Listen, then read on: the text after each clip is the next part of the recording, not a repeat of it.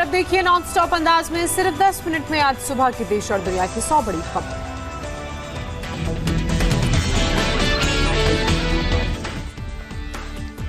America में white house के बाहर गोली चलने से हड़कंप। राष्ट्रपति ट्रंप को प्रेस कॉन्फ्रेंस के दौरान ही सुरक्षित अंदर ले गए सीक्रेट सर्विस के लोग। राष्ट्रपति ट्रंप ने थोड़ी देर बाद फिर की प्रेस कॉन्फ्रेंस। कहा पुलिसकर्मियों ने किसी हथियारबंद शख्स को मारी गोली, अस्पताल में ले जाया गया, हालात काबू में। सुप्रीम कोर्ट में आज रिया की याचिका पर सुनवाई। रिया ने केस मुंबई ट्रांसफर करने की अपील की थी। पिछली सुनवाई में कोर्ट ने सुशांत केस की स्टेटस रिपोर्ट पेश करने को कहा। सुप्रीम कोर्ट में मुंबई पुलिस अपनी रिपोर्ट करेगी पेश। रिया के बयान के आधार पर मुंबई पुलिस ने तैयार की है रिपोर्ट। रिया चक्रवर्ती ने सुप्रीम कोर्ट में दायर किया एक और हलफनामा। पटना में एफआईआर को बताया राजनीति से प्रेरित।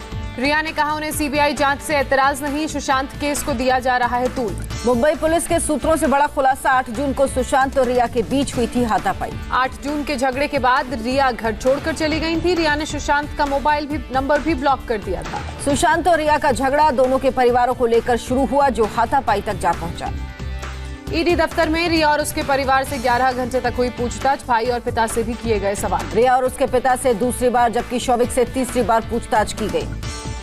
कंपनी के बैंक स्टेटमेंट, रिया के पर्सनल खर्च को लेकर हुई पूछताछ। सुशांत की कंपनी में रिया और उसके भाई के रोल को लेकर भी सवाल पूछे गए। ईडी के मुताबिक अभी भी काफी कुछ छिपाया जा रहा है। दोबारा सभी को साथ बिठाकर होगी पूछताछ। सुशांत की कंपनी की ऑडिट की अथॉरिटी भी रिया और उसके भाई ने अपने सीए को फर्म को दी थी। दोनों के से इस बारे में भी पूछताछ हुई। सुशांत के दोस्त सिद्धार्थ पीठानी का भी बयान दर्ज। ईडी ने करीब 7 घंटे तक पूछताछ की।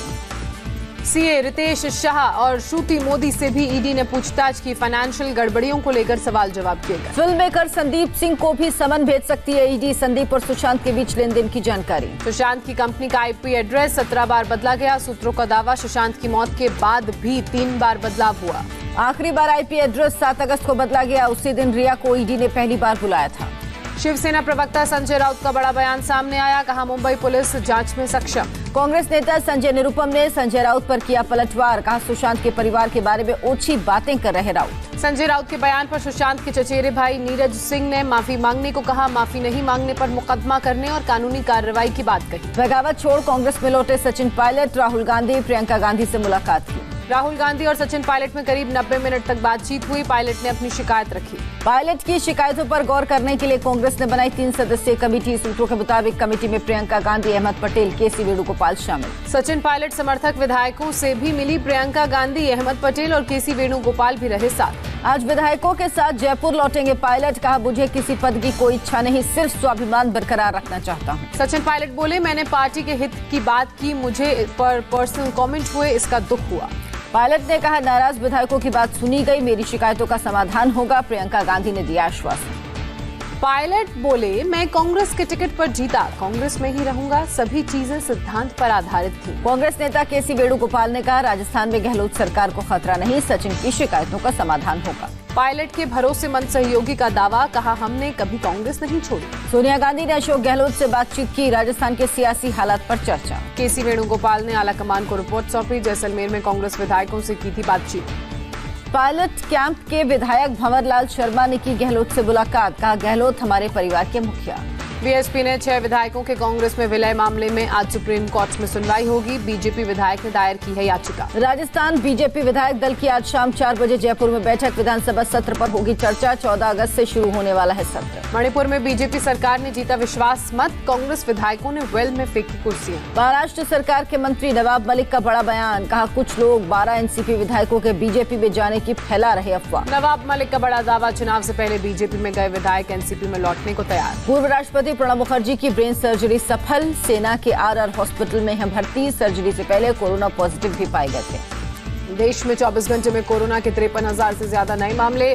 संक्रमितों की संख्या 22,67,000 के पार। एक दिन में देश में कोरोना के 887 लोगों ने दम तोड़ा। अभी तक 45,353 लोगों की मौत। भारत में 15,81,000 से ज्यादा लोगों ने कोरोना को मात दी। रिकवरी रेट 70% के करीब। एक्टिव केस 6,39,000 से ज्यादा। महाराष्ट्र में एक दिन में 9,181 नए केस, 293 की मौत। मुंबई में कोरोना की रफ्तार में मामूली सुधार। एक दिन में 925 लोग हुए संक्रमित, 46 लोगों की मौत।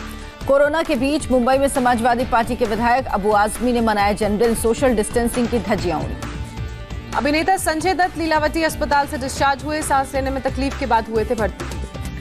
दिल्ली में एक दिन में 707 नए पॉजिटिव केस, 20 लोगों की मौत, मरीजों की कुल संख्या 1,46,134 हुई। दिल्ली में एक दिन में 1070 लोग ठीक भी हुए। अब तक 1,31,000 से ज्यादा लोग स्वस्थ हुए। रिकवरी रेट 90% के करीब। यूपी में एक दिन में 4,197 नए कोरोना केस, 51 मरीजों की मौत। यूपी में सीएम योगी आदित्यनाथ ने की कोविड-19 के साथ बैठक, अधिकारियों को निर्देश दिए।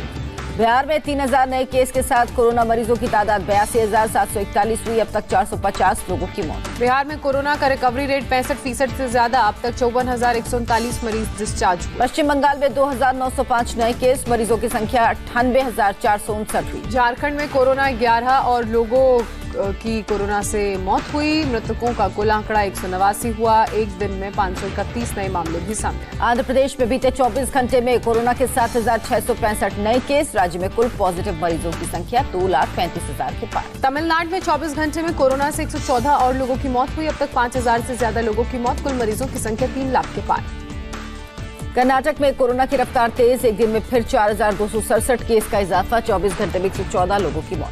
कर्नाटक के सीएम येदियुरप्पा ने दी कोरोना को मात, हॉस्पिटल से हुए डिस्चार्ज।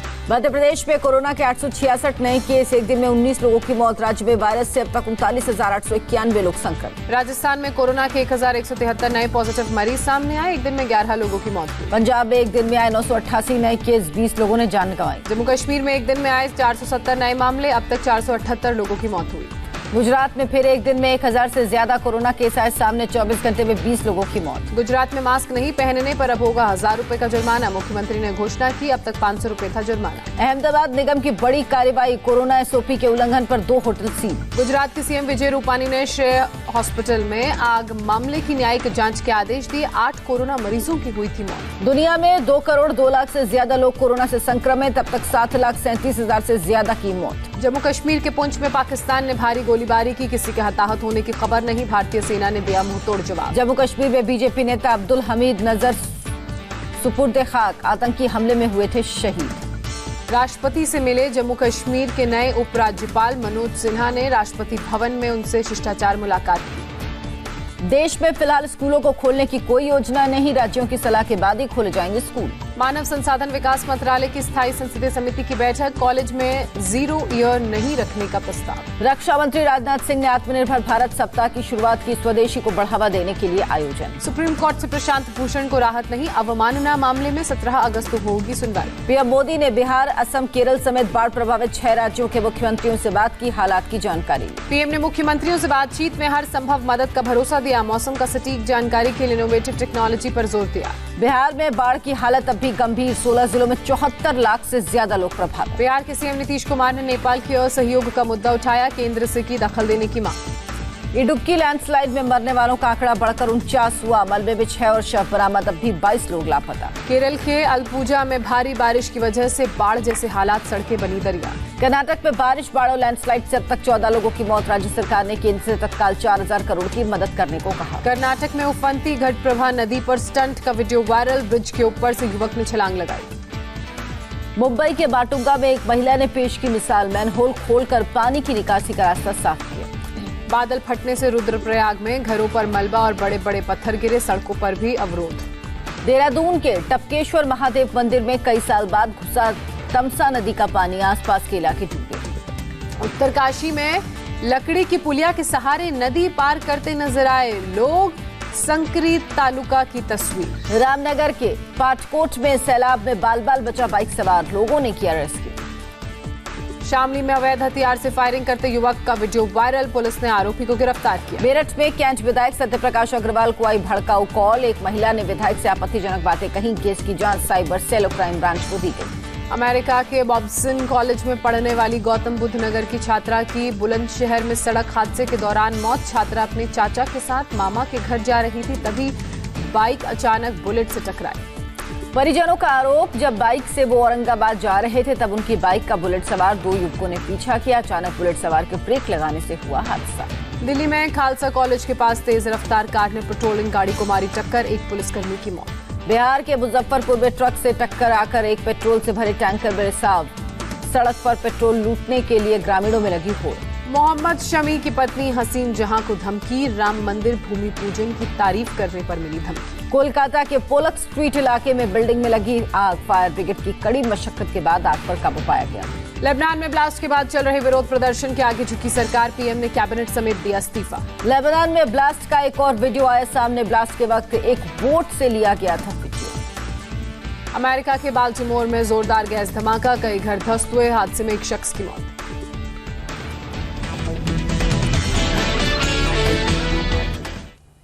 और अभी ब्रेक का वक्त है, लेकिन ब्रेक से पहले आपको बता दें, बदलते मौसम में एक तो कोरोना ने सबका दम निकाल रखा, ऊपर से डेंगू और चिकनगुनिया का भी खतरा।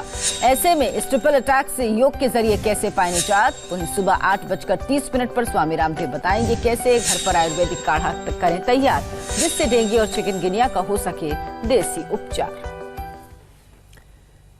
फिलहाल वक्त एक छोटे से ब्रेक का है। ब्रेक के बाद देखिए, ट्रक से टकराया पेट्रोल टैंकर तो कैसे मचा हड़कंप।